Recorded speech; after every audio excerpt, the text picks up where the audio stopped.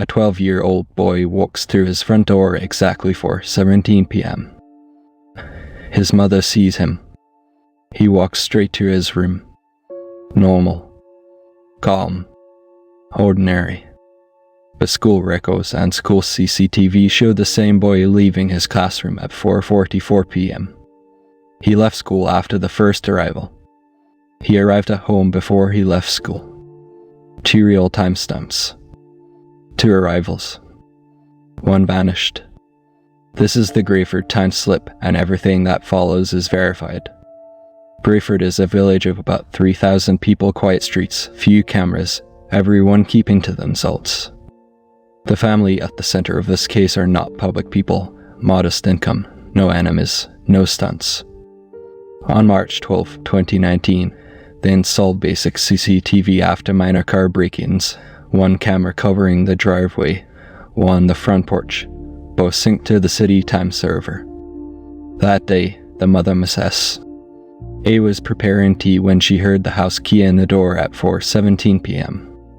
She looked up and saw her son walking wearing his school uniform, bag over his shoulder, hair messy from the day. He didn't speak or even acknowledge her, he just walked calmly to his room and closed the door. She assumed he got home early or was tired. She didn't check the clock.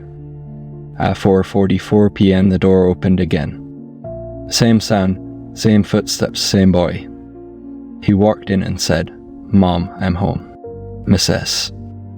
I froze. "You already came home," she replied. The boy looked confused. "No, I didn't. I'm just now walking in." She ran to his room. Empty. The bed untouched. No bag. No shoes. Nothing. The first arrival left no visible trace. But the cameras tell the story. At 4:17 p.m., the driveway camera shows the boy walking from the gate to the porch, glancing through the living room window, opening the door, and stepping inside. The porch camera shows him entering the hallway and turning toward his room. No frame drops. No glitches. No corruption. At 4:44 p.m., the same boy arrives again, same clothes, same bag, same posture, except his hair falls slightly differently. Both timestamps were synced automatically to the municipal server. School CCTV shows him still in class at 4:20 p.m. and leaving only at 4:44 p.m., proving he could not have been at the house earlier. Investigators pull raw footage, metadata, server logs, and firmware logs. They checked for edits, misaligned frames, or timestamp tampering. Nothing. Checksums match. Metadata matches. Firmware logs match. There was no human or software manipulation. Forensics examined the door handle and inside porch light switch, smudges, and partial prints matched the boy's school record fingerprints.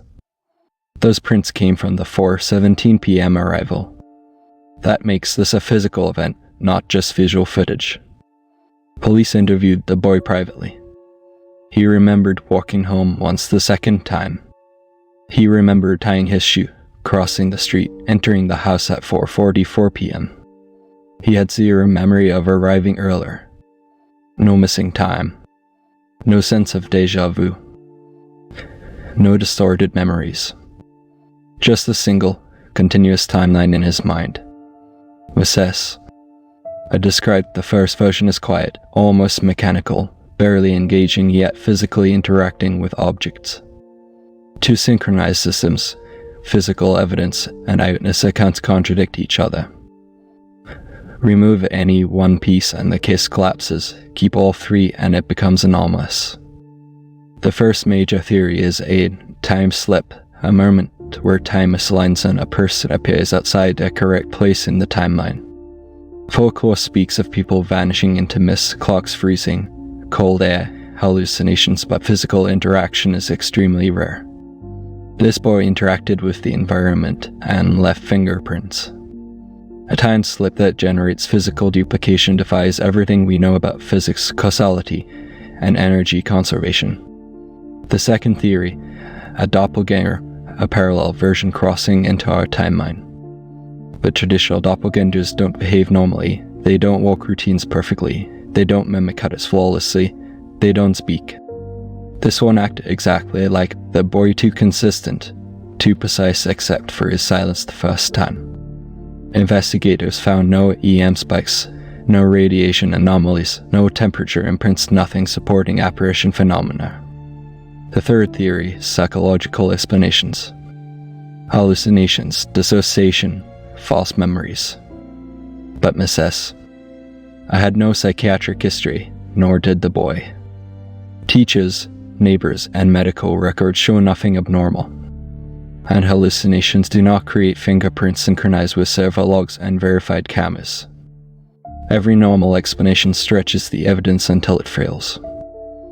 A video trick requires expert manipulation across multiple independent systems without leaving digital traces.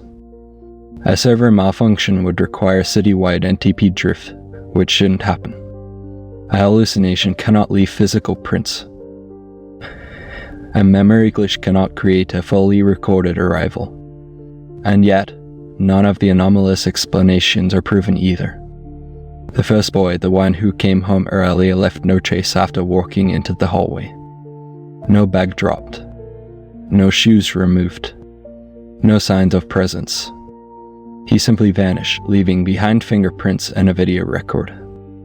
If this case is genuine, it means a physical version of a person can exist for a short window before collapsing or being replaced by the correct timeline. It suggests reality may correct itself, leaving only one consistent memory chain. It raises the possibility that similar events have happened unnoticed. The Grayford case remains unresolved. The footage is archived. Forensics stands by its verification. The family moved away and continued life normally. The boy grew up with one memory. The early version remains unexplained, a 27-minute anomaly that should not exist. So the final question is brutal. If a person can appear where they should not be, even for a moment, how many other versions of us have existed briefly before reality erased them? The cameras captured something impossible. The world kept the timeline we remember. What we don't remember may still exist somewhere in the cracks.